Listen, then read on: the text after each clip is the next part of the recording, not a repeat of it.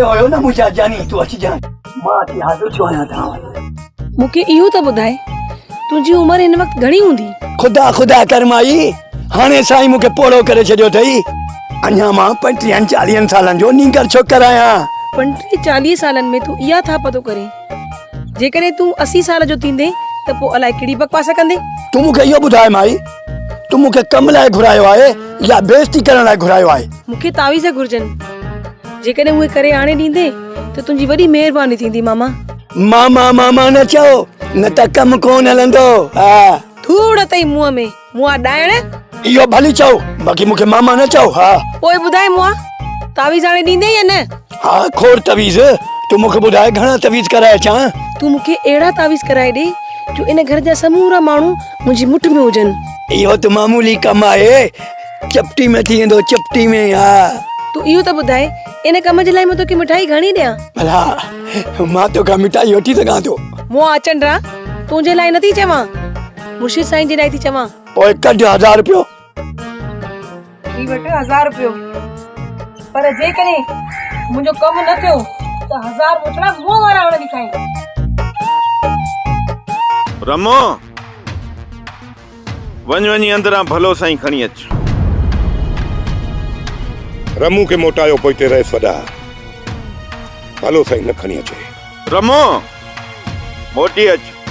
जेकॾहिं भलो साईं खणी आयो ऐं मूंखे ख़बर आहे त ही कमीनो उन्ही भले साईं जे मथां हथ रखी बि कूड़ी शाइती ॾेई वेंदो ऐं पोइ मूंखे फ़ैसिलो मञणो पइजी वेंदो। पुटा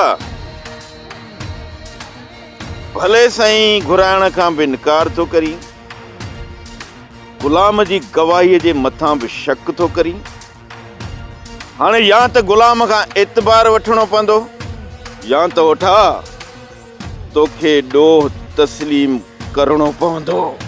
रहिस ही गुलाम कूड़ो आहे मां मञा थो त ही जेके 2 लख रुपया तव्हांखे ॾिना अथई इहे मां ई ॾिना हुया पर जॾहिं इहो मूं वटि हली आयो ऐं मूंखे चयाईं त ओठा सुभाणे रेस गफ़ार खान वटि ॻाल्हियूं आहिनि ऐं कमाल खान हर हाल में तोखे ॾोही कंदो।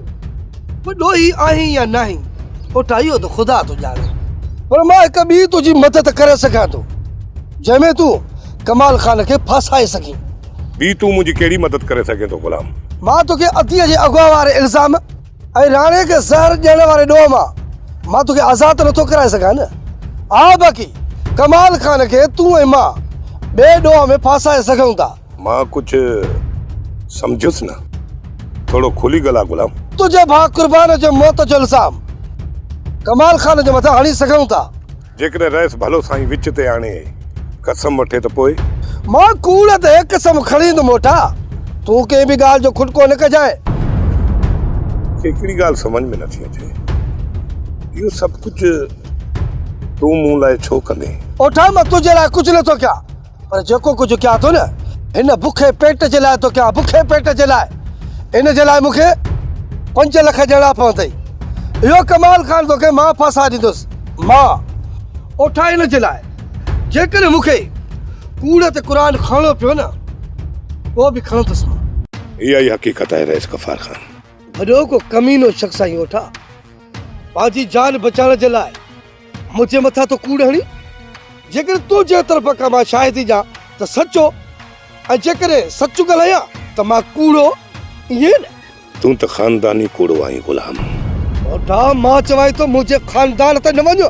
बस गुलाम बस माठ कर केर सचो आहे केर कूड़ो आहे अॼु इहो हर हाल में मूंखे साबित करणो आहे।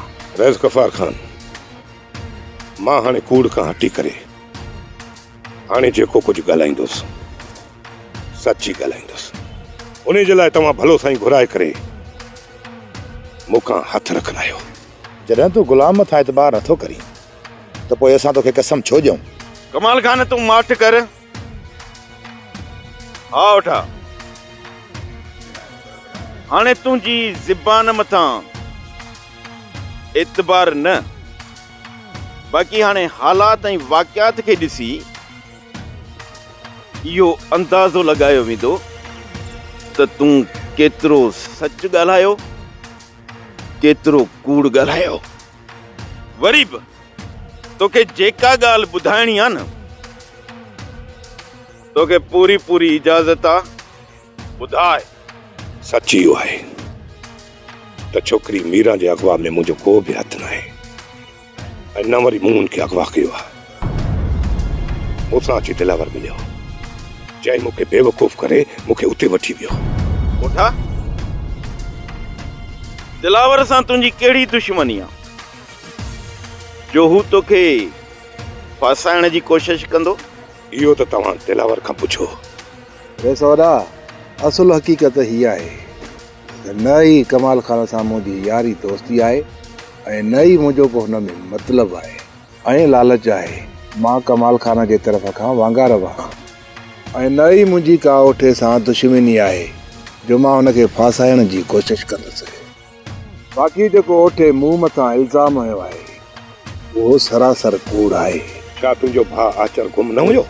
इहो बि चओ त इहो बि कूड़ आहे। आचर गुम हुयो 2 महीननि खां वठी गुम हुयो। हिन बारे में मां अची ओठे सां मिलियुसि ऐं ख़बर अथव रे सवॾा त ओठे मूंखे छा चयो?